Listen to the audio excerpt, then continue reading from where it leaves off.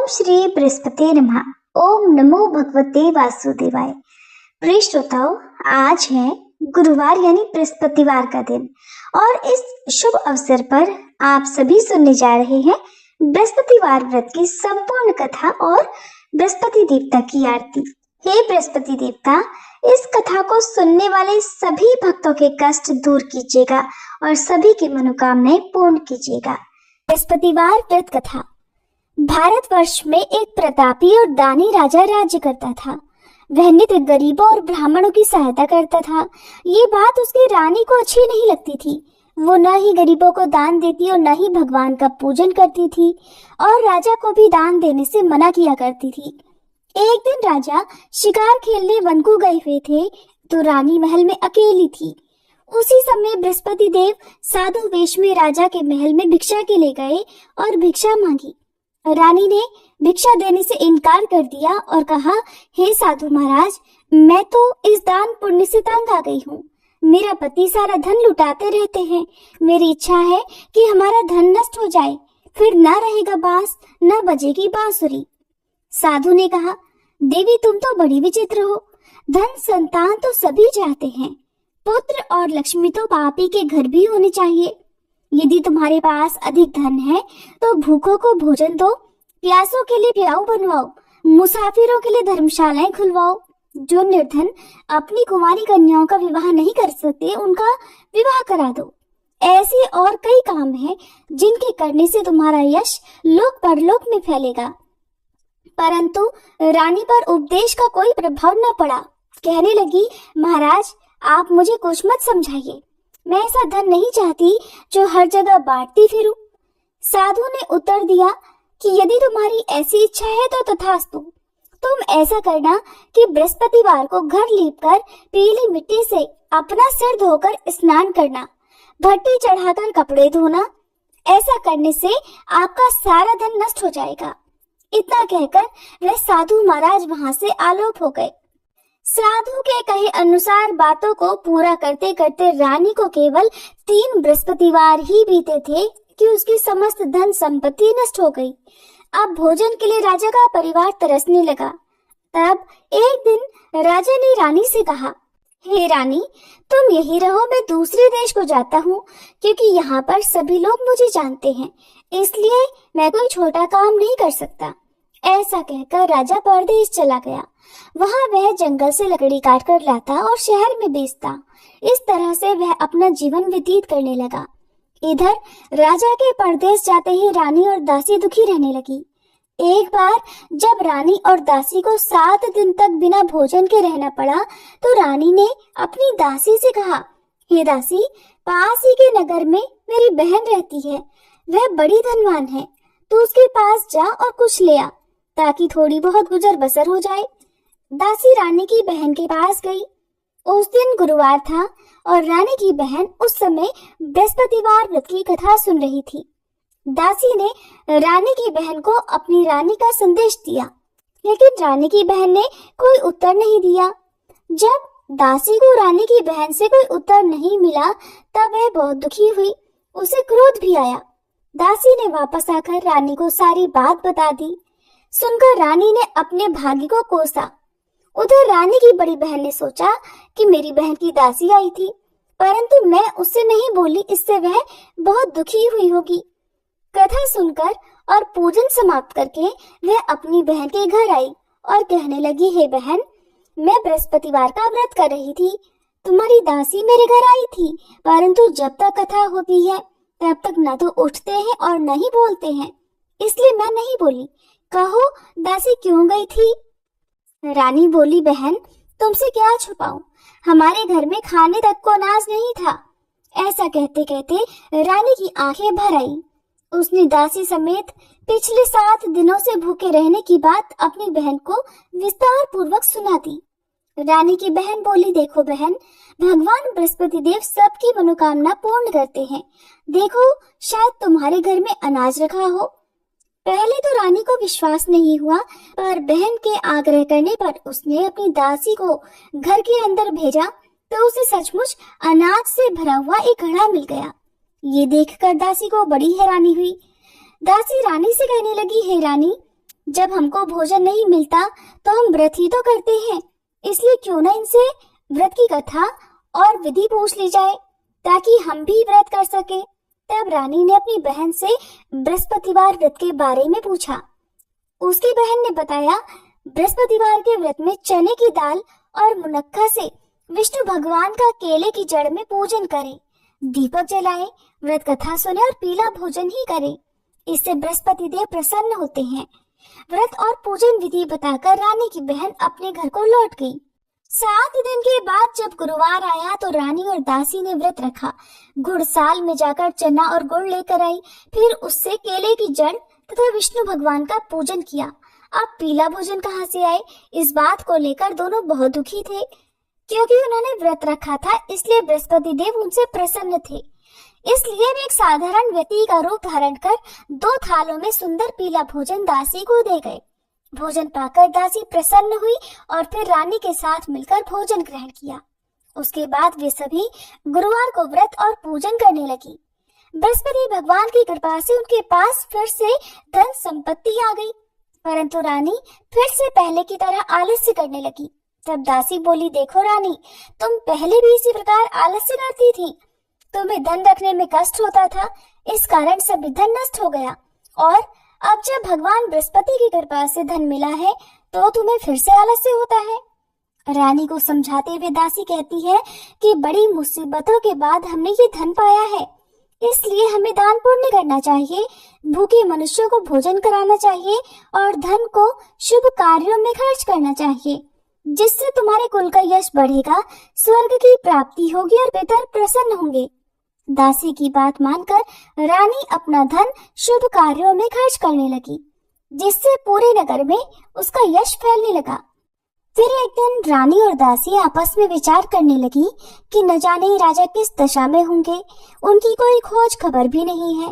उन्होंने श्रद्धा पूर्वक बृहस्पति भगवान से प्रार्थना की कि राजा जहाँ कहीं भी हो शीघ्र वापस आ जाएं। उधर वे राजा एक दिन दुखी होकर जंगल में पेड़ के नीचे आसन जमाकर बैठ गया। वह अपनी दशा को याद करके व्याकुल होने लगा। बृहस्पतिवार का दिन था। एकाएक उसने देखा कि निर्जन वन में एक साधु प्रकट हुए। वह साधु वेश में स्वयं बृहस्पति देवता थे। लकड़हारे के सामने आकर बोले, हे लकड़हारे, इस सुनसान जंगल में तू चिंता मगन क्यों बैठा है?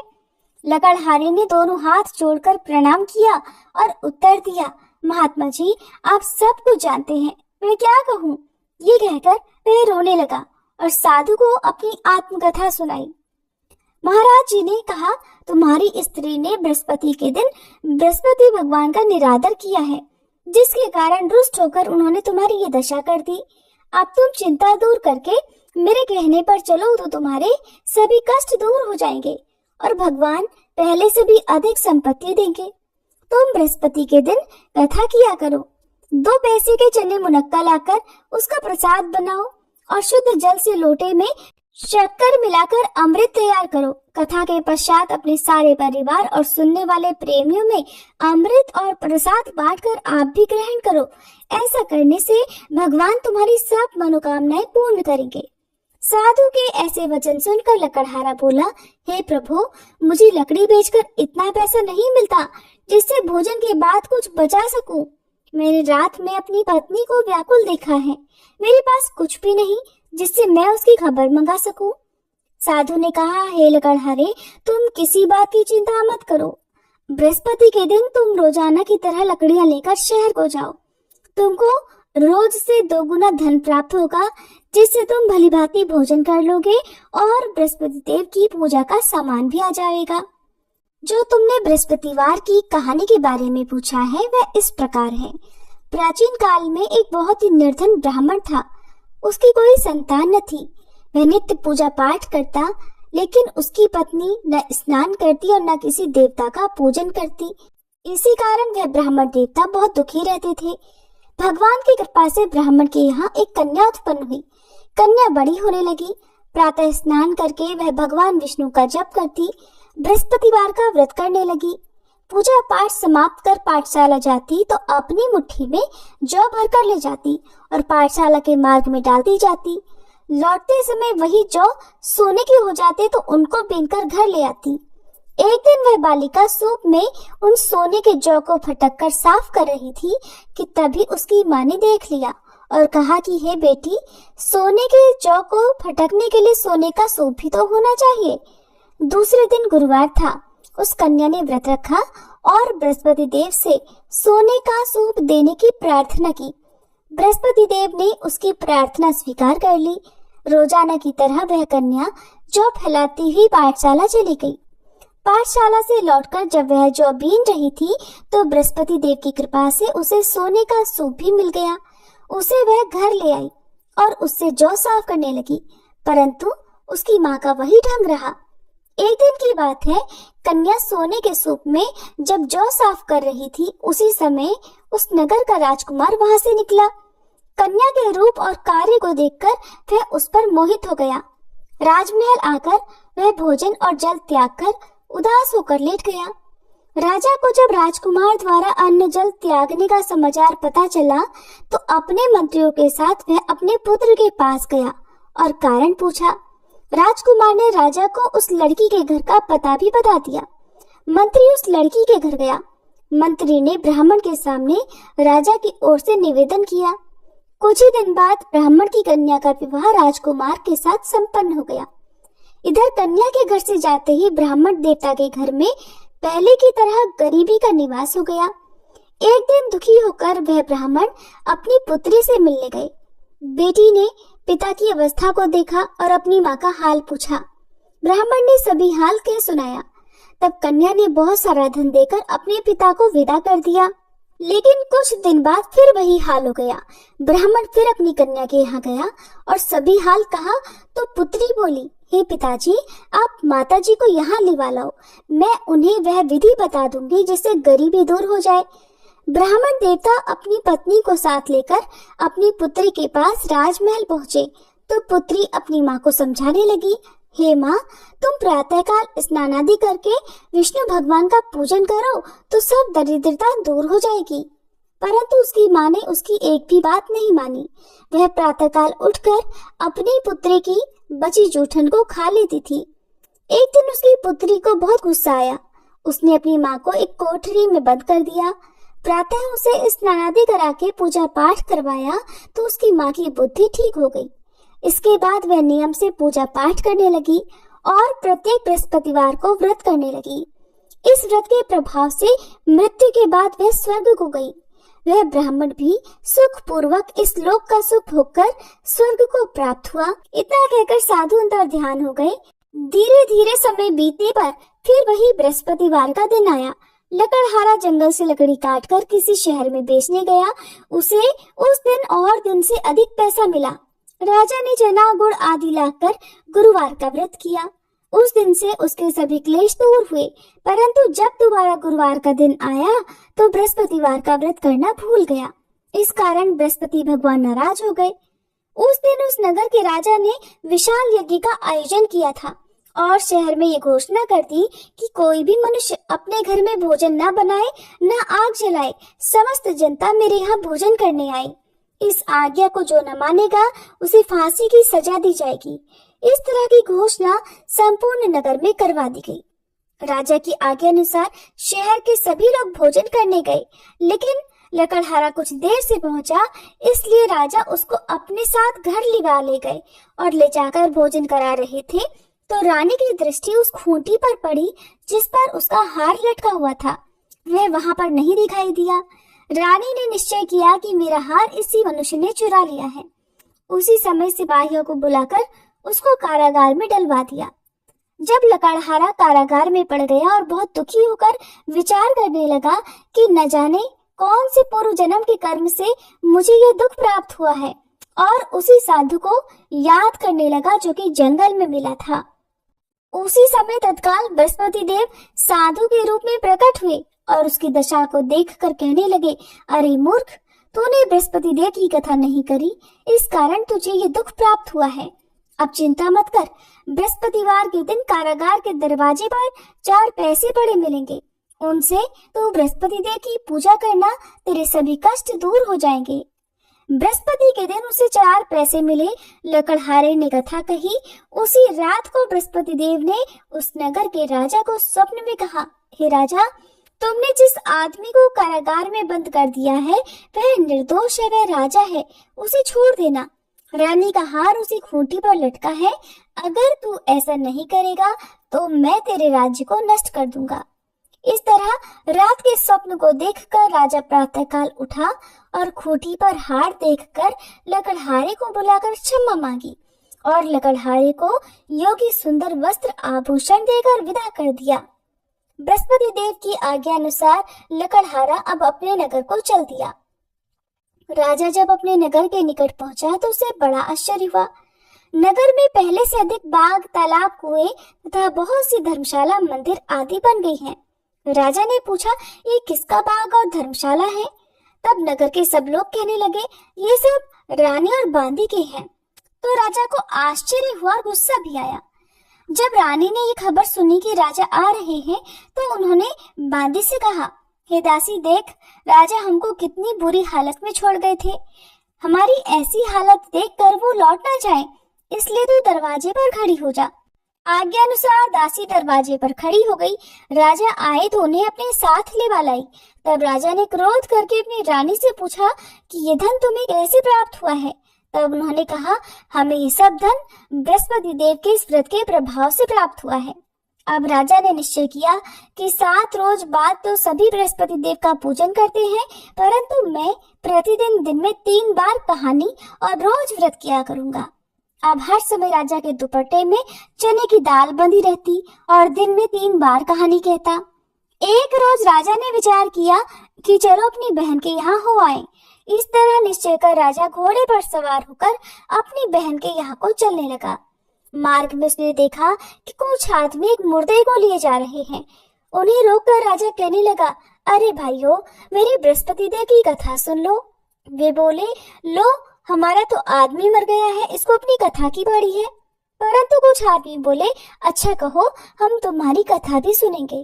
राजा ने दाल निकाल ली और जब कथा आधी हुई थी कि मुर्दा हिलने लग गया और जब कथा समाप्त हो गई तो राम राम करके वह मनुष्य उठकर खड़ा हो गया। आगे मार्ग में उसे एक किसान खेत में हल चलाता मिला। राजा ने उसे देखा तो उसे बोले, अरे भैया, तुम मेरी बृहस्पतिवार की कथा सुन लो। किसान बोला, जब तक मैं तेरी कथा सुनूंगा तब तक 4 हरैया जोत लूंगा। जा, अपनी कथा किसी और को सुनाना। इस तरह राजा आगे चलने लगा। राजा के हटते ही बैल पछाड़ खाकर गिर गए और उस किसान के पेट में बड़ी जोर का दर्द होने लगा। उसी समय उसकी माँ रोटी लेकर आई। जब उसने ये देखा तो अपने पुत्र से सब हाल पूछा और बेटे ने सभी हाल कह दिया। तो बुढ़िया दौड़ी दौड़ी उस घुड़सवार के पास गई और उससे बोली कि मैं तेरी कथा सुनूंगी, तू अपनी कथा मेरे खेत पर चलकर ही कहना। राजा ने बुढ़िया के खेत पर जाकर कथा कही, जिसके सुनते ही बैल उठ खड़े हुए और किसान के पेट का दर्द भी बंद हो गया। राजा अपनी बहन के घर पहुंचा। बहन ने भाई की खूब मेहमानी की। दूसरे रोज प्रातःकाल राजा जगा तो वह देखने लगा कि सब लोग भोजन कर रहे हैं। राजा ने अपनी बहन से कहा, ऐसा कोई मनुष्य है जिसने भोजन ना किया हो? मेरी बृहस्पतिवार की कथा सुन ले। बहन बोली, है भैया, ये देश ऐसा ही है। पहले यहाँ लोग भोजन करते हैं, बाद में अन्य काम करते हैं। अगर कोई पड़ोस में हो तो दिखाऊं। वो ऐसा कहकर देखने चली गई, परंतु उसे ऐसा कोई व्यक्ति नहीं मिला जिसने भोजन ना किया हो। अतः वह एक कुम्हार के घर गई जिसका लड़का बीमार था। उसे मालूम हुआ कि उनके यहाँ 3 रोज से किसी ने भोजन नहीं किया है। रानी ने अपने भाई की कथा सुनने के लिए कुम्हार से कहा, वह तैयार हो गया। राजा ने जाकर बृहस्पतिवार की कथा कही, जिसको सुनकर उसका लड़का ठीक हो गया। अब तो राजा की प्रशंसा होने लगी।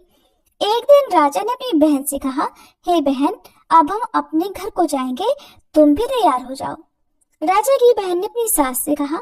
सास ने कहा, हाँ चली जा, परंतु अपने लड़कों को मत ले जाना, क्योंकि तेरे भाई की कोई संतान नहीं है।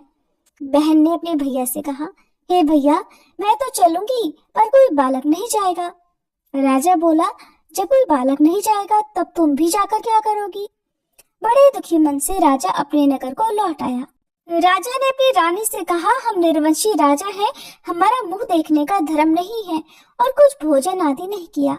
रानी बोली, हे प्रभु, बृहस्पति देव ने हमें सब कुछ दिया है, वह हमें संतान अवश्य देंगे। उसी रात को बृहस्पति देव ने राजा से स्वप्न में कहा, हे राजा, उठ, सभी सोच त्याग दे, तेरी रानी गर्भ से है। राजा को ये बात सुनकर बड़ी खुशी हुई। 9वें महीने में उसके गर्भ से एक सुंदर पुत्र पैदा हुआ। तब राजा बोला, हे रानी, स्त्री बिना भोजन के रह सकती है, पर बिना कहे नहीं रह सकती। जब मेरी बहन आए तब तो मुझसे कुछ मत कहना। रानी ने सुनकर हाँ कर दिया। जब राजा की बहन ने ये शुभ समाचार सुना तो वह बहुत खुश हुई और बधाई लेकर अपने भाई के यहाँ आई। तभी रानी ने कहा, घोड़ा चढ़कर तो नहीं आई, गधा चढ़ी आई। राजा की बहन बोली, भाभी, मैं इस प्रकार न कहती तो तुम्हें संतान कैसे मिलती। बृहस्पति देव ऐसे ही हैं, जैसे जिसके मन में कामनाएं हैं सभी को पूर्ण करते हैं।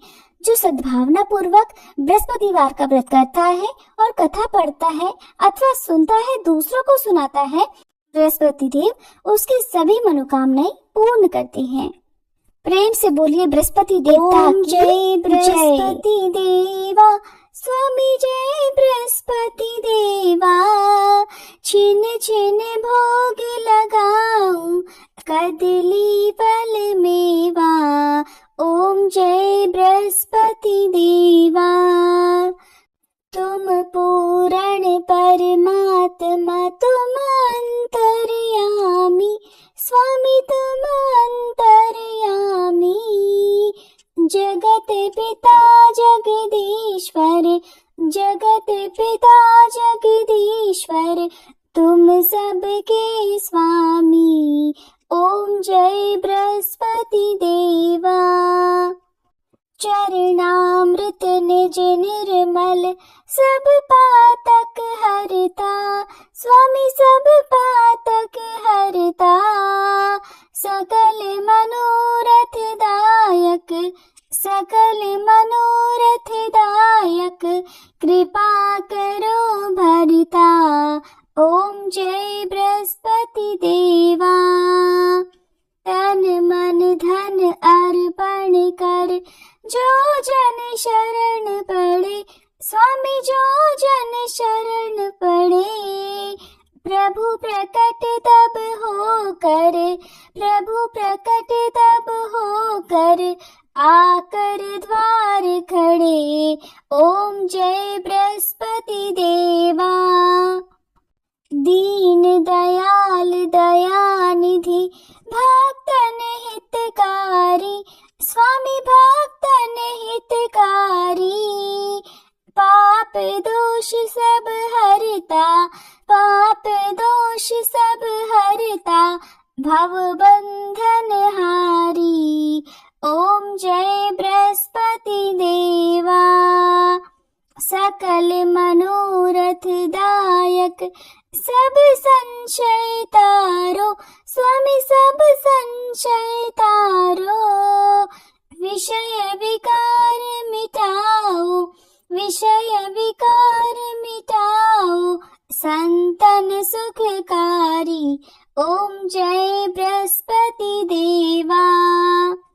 जो कोई आरती तेरी प्रेम सहित गावे, स्वामी प्रेम सहित गावे। ज्येष्ठानंद बंद सो सो निश्चय पावे। ओम जय बृहस्पति देवा। ओम जय बृहस्पति देवा, स्वामी जय बृहस्पति देवा। छिन छिन भोग लगाऊं कदली फल मेवा। ओम जय बृहस्पति देवा। सभी प्रेम से बोलिए बृहस्पति देवता की जय। श्री हरि विष्णु भगवान की जय। कथा को अंत तक सुनने के लिए आप सभी का बहुत बहुत धन्यवाद।